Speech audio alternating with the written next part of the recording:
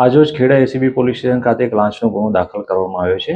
એમાં હકીકત એવી છે કે એસીબીમાં જે અરજદારશ્રીએ અરજી આપી હતી તેઓ તારીખ 17/4/2021ના રોજ અરવલ્લી જિલ્લાના મોડાસા ખાતેથી પોતાની માલિકીની ટ્રકમાં ઘઉંના કટ્ટા ભરીને મુંબઈ જવા રવાના થયેલ। તે દરમિયાન અરવલ્લી અને ખેડા જિલ્લાની હદમાં આવેલ રેલિયા ચેકપોસ્ટ કે જે કપડવંજ રૂરલ પોલીસ સ્ટેશનમાં લાગુ પડે છે, તો ત્યાં ફરજ બજાવતા પોલીસ કર્મચારી અને જીઆરડીના માણસોએ આ ટ્રકને રોકી અને જે ટ્રક ડ્રાઈવર કે જે આપણા અરજદાર છે તેમની પાસે ટ્રકના કાગળો અને જે માલ સામાન ભર્યો હતો એના કોઈ દસ્તાવેજ ના હોય, કાયદેસરની કાર્યવાહી કરવાની વાત કરે અને એ દરમિયાન આ જે આરોપીઓ વિરુદ્ધ ગુનો દાખલ કરવામાં આવ્યો છે તે બધાએ એકબીજાની મદદગારી કરી અને શરૂઆતમાં 5 લાખ રૂપિયાની માગણી કરેલ।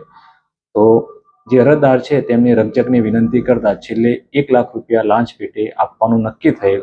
તો 1 લાખ જે લાંચ પેટે આપવાનું નક્કી થયેલ, તો તે લાંચ લેવા માટે આ આરોપીઓ એક અલગ જ પ્રકારની મોડસ ઓપરેન્ડી અપનાવી 10,000 રૂપિયા ફોનપેના માધ્યમથી ઓનલાઈન ટ્રાન્સફર કરાવી અરજદાર જોડેથી રોકડા મેળવી લીધા અને બાકીના 80,000 રૂપિયા આંગણિયા પેઢી કપડવંજ ખાતેથી મંગાવી અને મેળવી લીધા। આમ 80,000 રૂપિયા આંગણિયા પેઢીથી અને 10,000 રૂપિયા ઓનલાઈન માધ્યમથી મેળવી કુલ 90,000 રૂપિયા રોકડા અરજદાર પાસેથી મેળવી લીધેલ।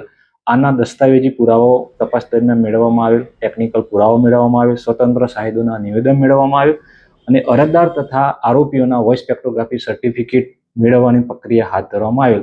આ તમામ દસ્તાવેજી ટેકનિકલ પુરાવા સ્વતંત્ર સાહેદોના નિવેદન અનુસંધાને સ્પષ્ટપણે જણાવાયેલું કે જે આરોપી વિરુદ્ધ ગુનો દાખલ થયેલો છે તે ત્રણેય આરોપીઓ એકબીજાની મદદગારીમાં રહી રાજ્ય સેવક તરીકે પોતાની સત્તાનો દુરુપયોગ કરીને એક ન છાજે જેવું કૃત્ય કરેલ હોય।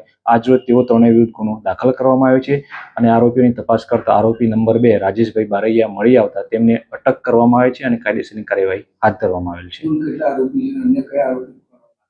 કુલ 3 આરોપી છે। એમાં જે આરોપી નંબર 1 છે તે રણજીતસિંહ શિવાસિંહ ઝાલા અને આરોપી નંબર 3 જે રાજેન્દ્ર ગઢવી, કે જે આરોપી નંબર 1 પોલીસ કોન્સ્ટેબલ છે, આરોપી નંબર 3 એ જીઆરડીના સભ્ય છે। તેમના પકડવા માટેની ટીમોની રચના કરવામાં આવેલ છે અને તેઓને અટક કરવાની કાર્યવાહી હાથ ધરેલ છે।